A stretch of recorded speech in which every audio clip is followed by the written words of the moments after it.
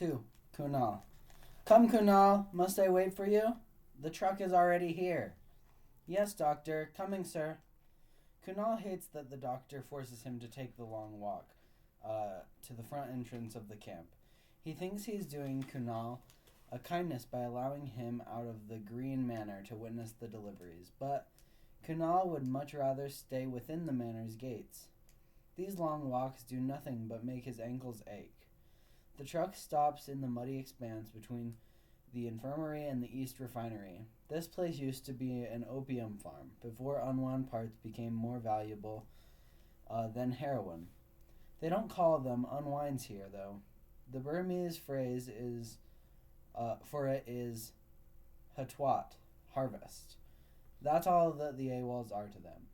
The cinder block buildings that used to be opium refineries have long since been subdivided into cells for unwinds who move through here at a steady pace. The doctor watches every delivery with a pair of binoculars, keeping his distance. He brings Kunal along to hold his binoculars, because apparently they're too heavy for the doctor to wear around his neck.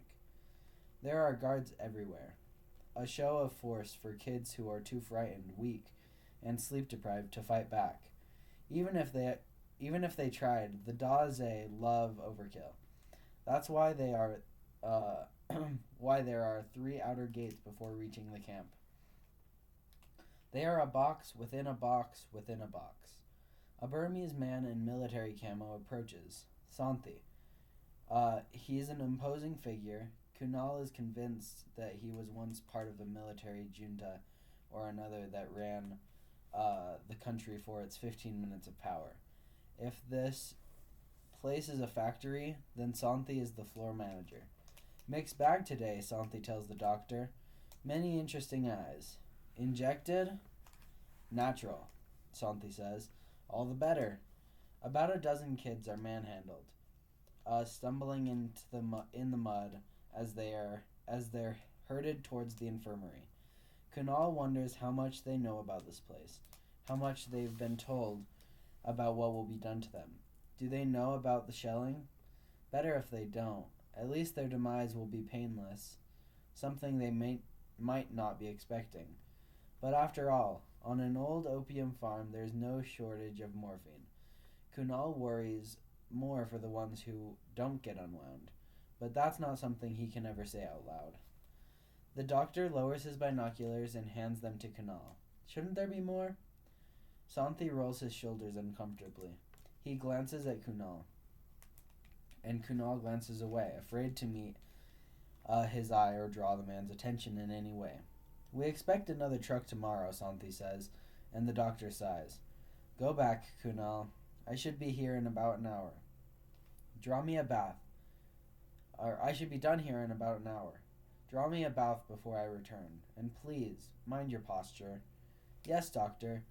Binoculars in hand, Kunal makes his way back to the Green Manor, trying to mind his posture and ignore his aching ankles. 3. Colton. He waits alone in a small room, too terrified to even move. The only light spills through slats in the wood. There's nothing in the room but an old examination table and a chair. Finally, a man comes in, dressed casually, but the requisite stethoscope around his neck. Hello, Colton, he says. I am Dr. Ryot Danakosin. I know this is a mouthful, yes? Laotian names are long and never used twice. You can just call me Dr. Rodin. Colton doesn't want to call him anything. Are you the one who's going to unwind me? Dr. Rodin laughs. No. I see to your health. That is all. Others will do the deed when the time comes. Please say, ah. He gives Colton the standard checkup. It seems oddly normal for such a dire circumstance. Rodin's demeanor is that of any physician. Somehow that makes Colton feel even worse, to be reminded of something normal in the midst of this nightmare. There's also something else about him that Colton can't place. Rodin is a doctor, yes, but Colton senses that he's also play-acting the role. Colton can tell he's more than just the camp's doctor. You came far, Rodin says as he examines Colton's ear. Only to get caught? A shame, yes. How long? Colton asks. How soon will they do it?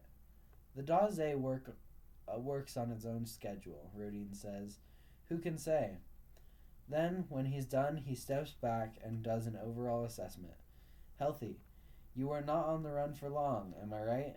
Colton hesitates. Will a nod get him unwound faster? He doesn't know, so he doesn't respond at all. Are they really going to shell me? He asks, knowing the answer, knowing how pathetic he sounds asking. Rodin considers Colton, looking at him a moment too long. No, he doesn't look at me, Colton realizes. He looks at my parts. He looks through me. He sees dollar signs. Brain disposal is official Daze policy, Rodin says, but there are alternatives to shelling. Then he turns to go, but just before he leaves, he adds, there are alternatives to unwinding as well. He's taken to a gray cinder block building and thrown into a room with a dirt floor and 4 other unwinds. There are 3 boys and a girl, who perhaps they mistook for a boy in the dark, but they didn't care enough to correct their mistake. These kids couldn't possibly look more defeated, Colton thinks. There's nothing in this room but 5 straw mats, an ancient tube TV that probably doesn't work, and some sort of pre-war disc player. Obsolete technology that seems left there to mock them. Looks like you had a fun ride, mate, says a muscular Australian boy who looks about 17. The kid has a real loser vibe, like he was beating up geeks before he was on the run. Colton tries to say something, but he's still shaking. Not much for words, are you, says the kid. I'm Jensen. Welcome to the Magic Kingdom. The Magic Kingdom is apparently what they've been calling this place. Jensen explains that it started out as some unwind's idea of a joke, but the name caught on among the guards. Now it's official. It's one of the 7 Daze harvest camps, the one closest to the Thai border, which is barely half a mile away. Jensen points to the 2 Thai boys, the smaller of whom is huddled in a corner fighting back sobs. The other one, a bit heftier, sits with his legs crossed in a lotus position, a relaxed expression running contrary to the other boy's tears. Gamon's the crying one, says Jensen. I don't think he speaks English. The other is Kimo. Won't hear a peep out of him. Kimo was planning to join a Buddhist monastery, but his parents sold him to the Daze to pay for his father's gambling debts instead. And Gamon was sold to pay for his brother's wedding. Then, Jensen kicks Gamon, not hard enough to hurt, but hard enough to display dominance. Stop your bawling, Jensen orders. Gamon's sobs settle to whimpers. He acts up each time someone new shows up. He wants to prove he's the most pathetic AWOL in the world. Then, Jensen takes a good look at Colton. You're not going to be a problem, are you? I'm tired of problem AWOLs. Sounds like you've been here a while, Colton says. Jensen gets a bit uncomfortable. Yeah, well, 3 weeks feels like forever when you're a guest of the Daze. As for the girl, she doesn't introduce herself. Just curses. Just curses at Colton when he says hello. According to Jensen, she's a Russian AWOL who claims to be a political prisoner. She says she's a Pravda, a Russian clapper, and that she's killed 70 Daze member. It's true, she insists. I will kill you if you say it's not. Colton suspects she's delusional. After all, a clapper in this environment would have detonated long before getting hurtled into this room. But he knows her delusions are what get her through the day. In a way, she's not really lying, because she actually believes it. And she believes that the Russian government will pay for her release so they can extradite her for trial. Pravda can't be older than 14. Jensen's story is the same as Colton's, without the girl. He got in the back of the wrong tuk-tuk, and it took him to the gray building. Jensen had heard stories about it from other AWOLs, and started to run as soon as he saw where he was, but they tranked him. He admits he was being foolhardy, but no one had bothered him in the months he'd been hiding. He fell into a state of ease. When they passed Cap 17 law in America, he thought he'd be safer. But Asia's different. That's crazy about the girl, eh? Says Jensen when Colton tells him about Carissa. She'll get what's coming to her, though. I hope so, says Colton, smiling for the first time since he's gotten there. I just wish I could be the one to dish it out to her. The camp is full of groups of kids in small rooms. Every morning they're flushed out, squinting into the light as guards line them up and inspect them. Kids are pulled out of the line to be unwound. After that, everyone else breathes easy. The guards count them, feed them, watery protein paste in an origin Colton does not want to consider. They're checked for injuries, rashes, and new diseases. The kids with issues are sent to the infirmary where Dr. Rodin will have a look at them. The rest are sent back to their rooms. The old TV, to Colton's amazement, actually does work. At lineup that morning, Jensen traded discs with some other kids for a pair of fresh movies. They're all old films that nobody has seen or cared about since the Heartland War, but it's better than staring at the cinderblock walls or at each other. Apparently, it's Jensen's ritual to put on a movie after morning inspection. Today's features an invisible alien in a jungle not unlike the one around them, as if they now need something invisible to worry about. Why does the Daze bother to keep us entertained? Colton wonders aloud. Who knows, says Jensen. Maybe it makes them feel better about themselves. Their watered-down version of mercy. At a particularly suspenseful part of the movie, some new misery must occur to Gamon because he begins sobbing again, louder than the TV's tiny, distorted speaker. That's when Jensen snaps and begins wailing on Gamon, brutally beating him, swearing and cursing, probably the very type of loose cannon behavior that got him on an unwind list to begin with. I told you, to shut up, to shut the hell up. Jensen, enough. Colton struggles to pull Jensen off the poor kid, who doesn't even defend himself. Jensen looks at Colton as if coming out of a trance. He was asking for it, Jensen says weakly. He was ruining the movie. He had it coming. But not even Jensen buys his own argument. Gamon is a bruised, bloody mess. He puts himself into a ball. He sobs, sounding no different than before the beating. Then Chemo breaks concentration and rises in a calm, fluid motion.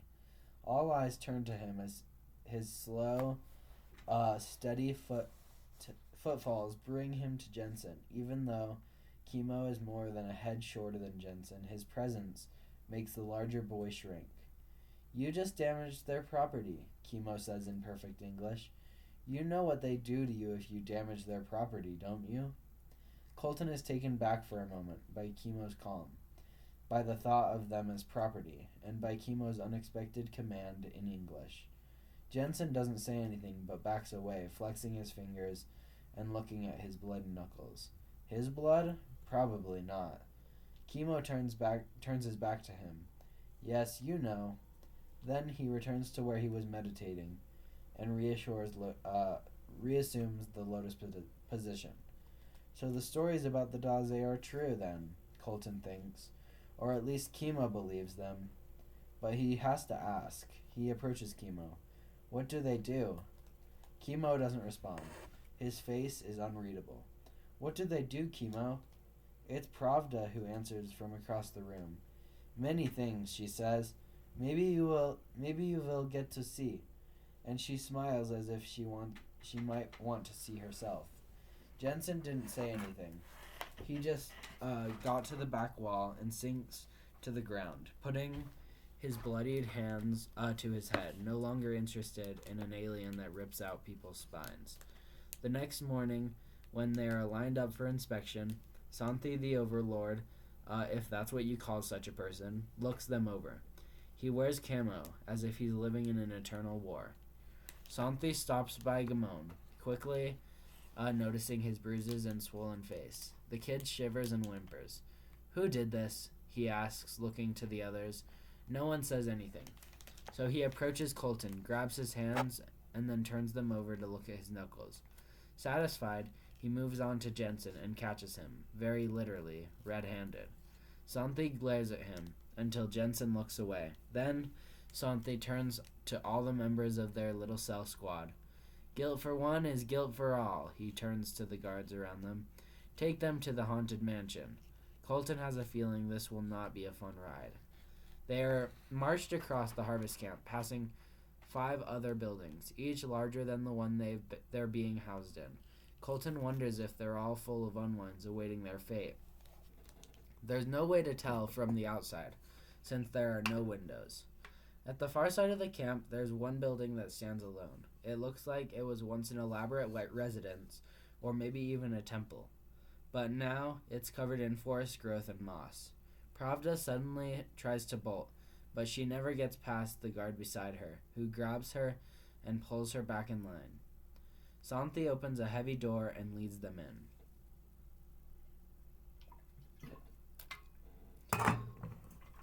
The inside is spotless, oddly so, considering the exterior.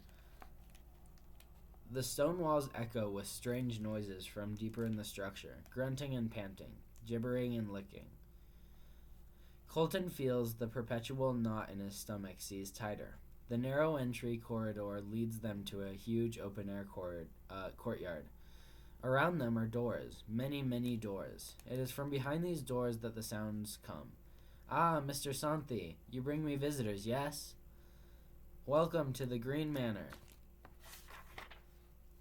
Dr. Rodin descends a grand staircase into the vast courtyard, his arms wide in a warm gesture of greeting, followed by a dark-skinned teen, not Umber, but perhaps Pakistani or Indian. He lumbers with an odd side-to-side gait. Rodin reaches them and claps his hands together. "So, these 5 have been exceptionally well-behaved, and you thought you'd treat them to a glimpse of creation, yes?" Santhi is clearly annoyed, but remains respectful. "No, they've caused trouble. They're here as punishment." Now it's Rodin's turn to be annoyed. "Yes, well, we do see things differently." "What is this place?" Colton dares to ask. Rodin smiles at him. "This place I call my factory of miracles." That causes Santhi to stifle a guffaw. Rodin indicates the boy who came down with him. "This is Kunal, my valet." The boy nods to them respectfully, but his eyes dart back and forth between Rodin and Santhi with practiced caution.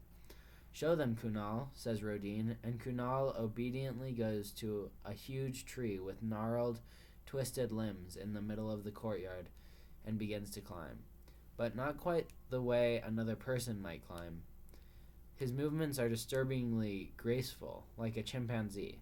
It is then that Colton realizes Kunal doesn't have feet. He has a second pair of hands grafted in their place. Pravda gasps.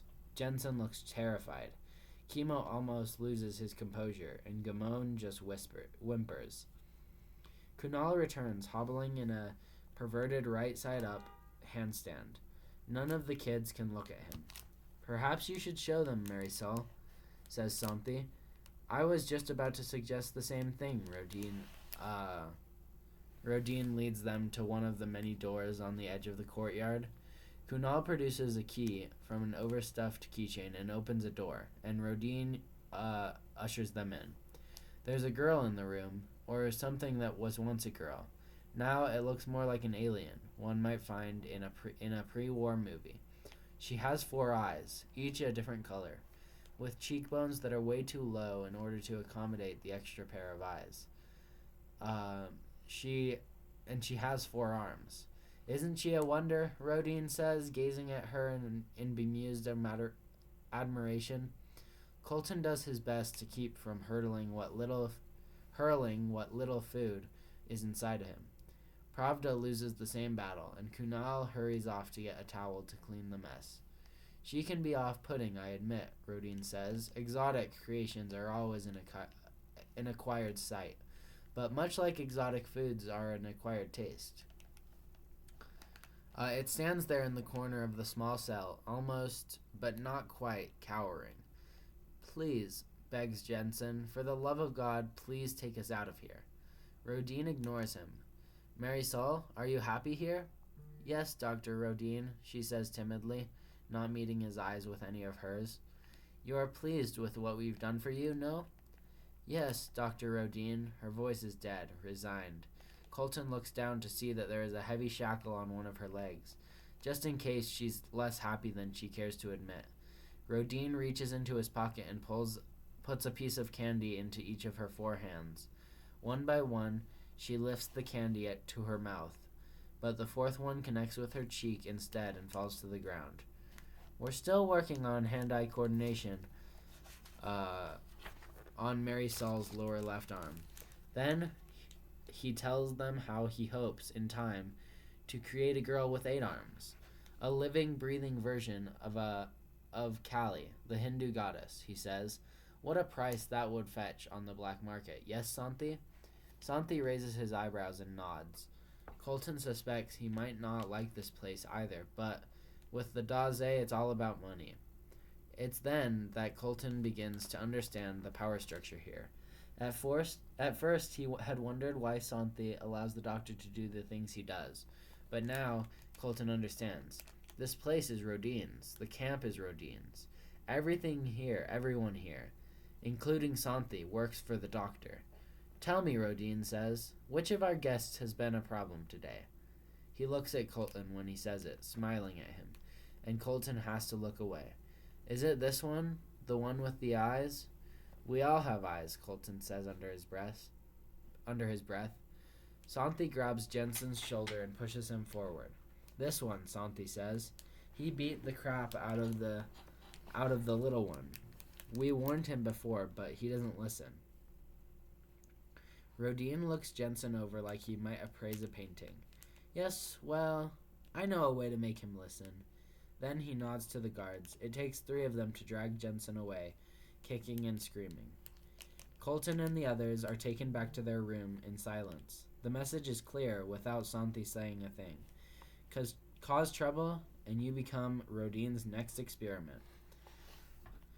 What do you think they'll do to him? Pravda asks, sounding much more frightened and innocent than she had before their visit to the mansion. Colton doesn't want to think about it, but Chemo speaks.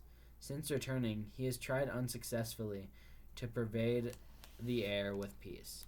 Clearly, he can't find any of that peace within himself. His meditations are getting shorter, and he spends a lot of time reciting mantras under his breath while pacing. Whatever they do, says Chemo, I hope Jensen's transformation has meaning for him. That just makes Colton angry. How can you even say that? What kind of meaning could it have? Chemo remains calm, or at least fakes it. Everything has meaning, or nothing has meaning. He says, which world would you rather live in? Gamon has stopped crying. It seems the haunted mansion has gotten through to him. He still doesn't talk, but he doesn't cry. Pravda just huddles alone, picking at the skin on her elbows until they're raw and bleeding. Colton wonders if the Daze will punish her for damaging their property. Apparently the question is moot, because the following day, she's taken at inspection for unwinding. She screams protests as they all do, cursing in 6 languages, but it changes nothing. In the end, she's led off to one of the other windowless buildings, the one where the actual unwinding is done. He hopes for her sake that it's quick. It's just before they are sent back inside that Colton catches a sight of Rodin, lurking in the background, holding a pair of binoculars. When he takes the binoculars away, Colton can tell that he's not surveying the scene. He's staring right at him. The boy with the eyes. He smiles at Colton. Yesterday, that smile made Colton look away, but this time, he refuses to let Rodin intimidate him. Colton holds the doctor's gaze without smiling back. In their cell, no one speaks of Pravda.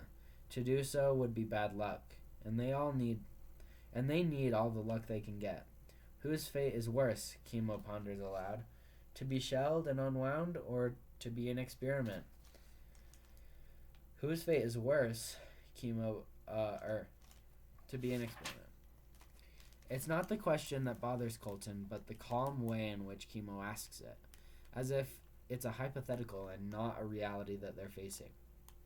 How can you even compare them? I can't, says Chemo. Not really.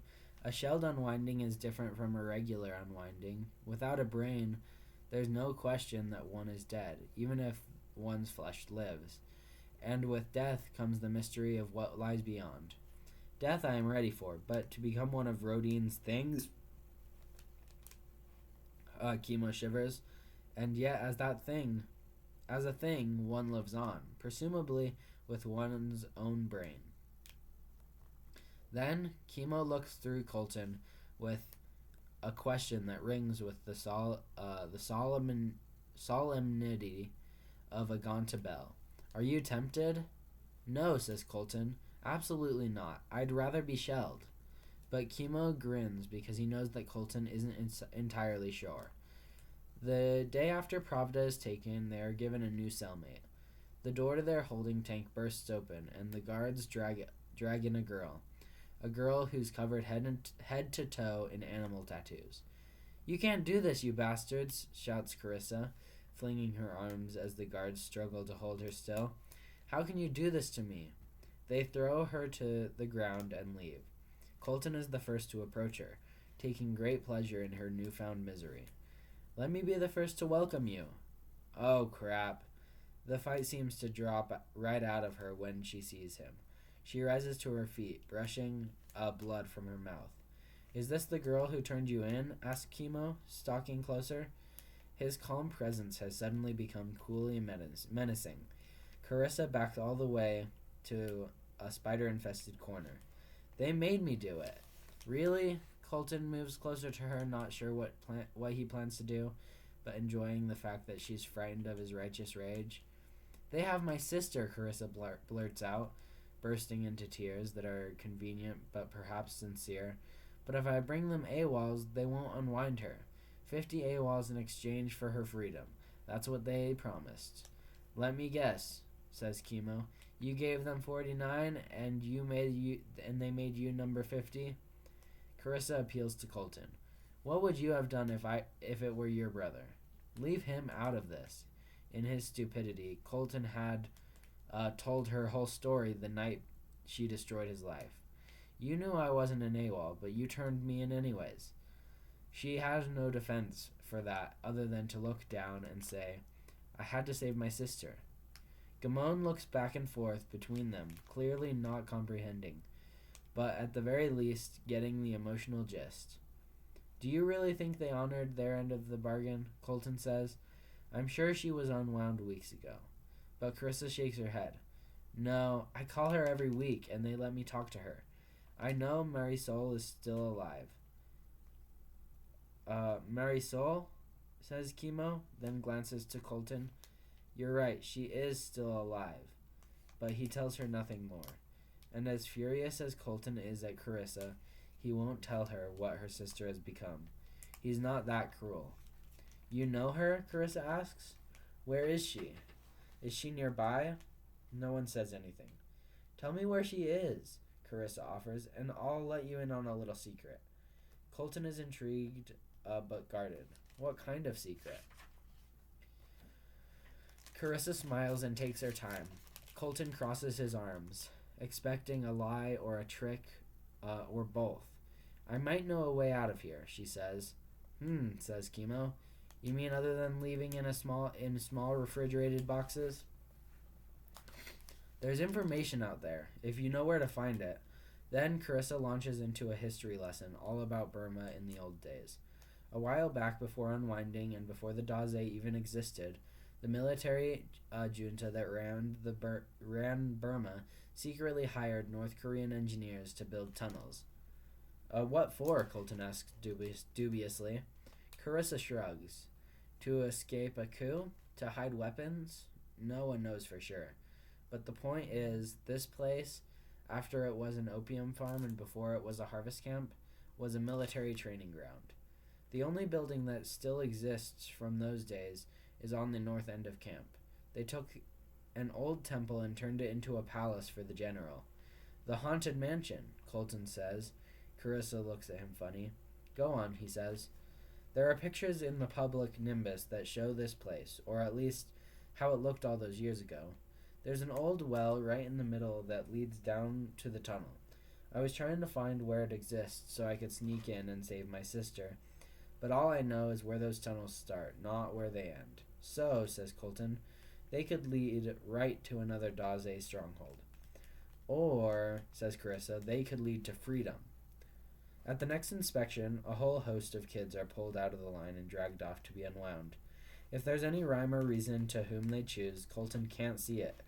He's become used to the dread of inspection, used to the relief of being allowed to return to the horrible little holding cell, as if returning there is some sort of triumph. Rodin doesn't keep his distance today. He's right at the front line, checking sores, determining the quality of product, and who might need medical attention to bring up the price of their parts. But Colton knows why he's really here. He's looking for subjects. As Rodin moves down the line toward him, Colton gets an idea. It's probably a very bad idea, but it's a desperate measure in a very desperate time. He steps forward out of line and waits to be noticed. A guard lifts his rifle butt, moving as if to strike Colton, but Colton knows he won't. Not in front of Santhi, who is farther down the line, but definitely not in front of the doctor. Mustn't damage the merchandise. I want to volunteer, Colton says as soon as the doctor sees him standing here. He is horrified by his own words, but also energized by the risk he's taking. I want you to change me, Dr. Rodin. I want to be something new, something different, something great. Rodin smiles like he's just unwrapped the perfect present. A volunteer. I rarely get volunteers. Few are so brave. Colton knows Rodin already had him pegged.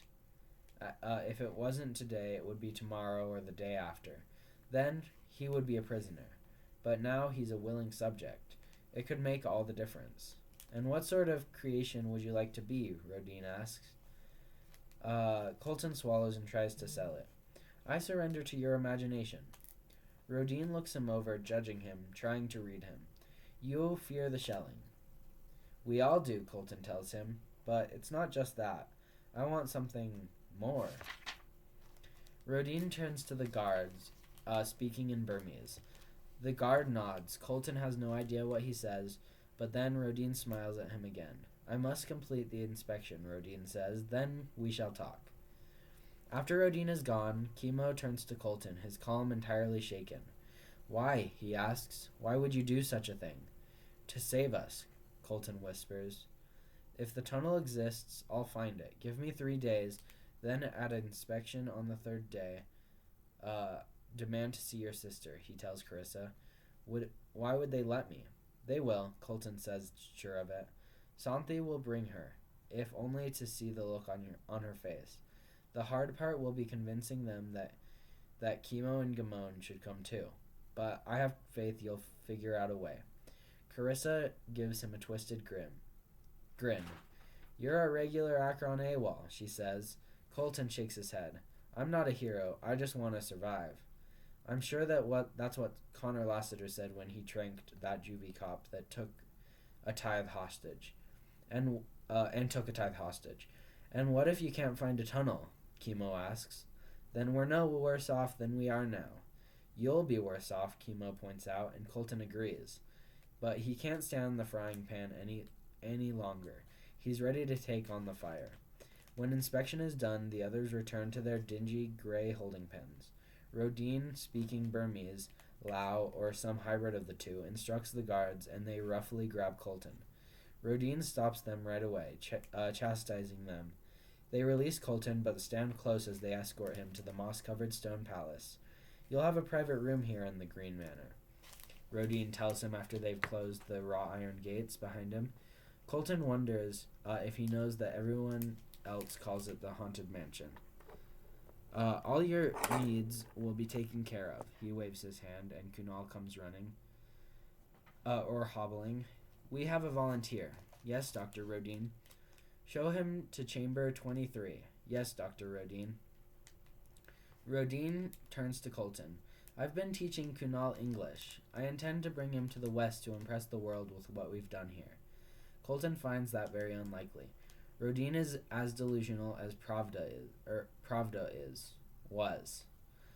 Kunal obediently leads Colton across the courtyard, and Colton looks around, trying not to be obvious about it, and trying to ignore the sounds coming from the rooms that border the courtyard. Creations he doesn't even want to imagine reside in here.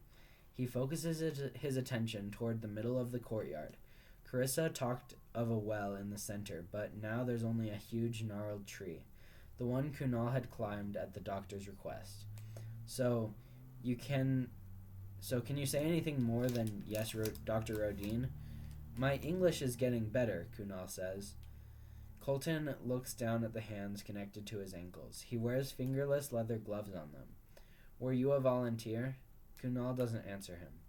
Are you happy with what he made you? Kunal stops and takes a good look at Colton.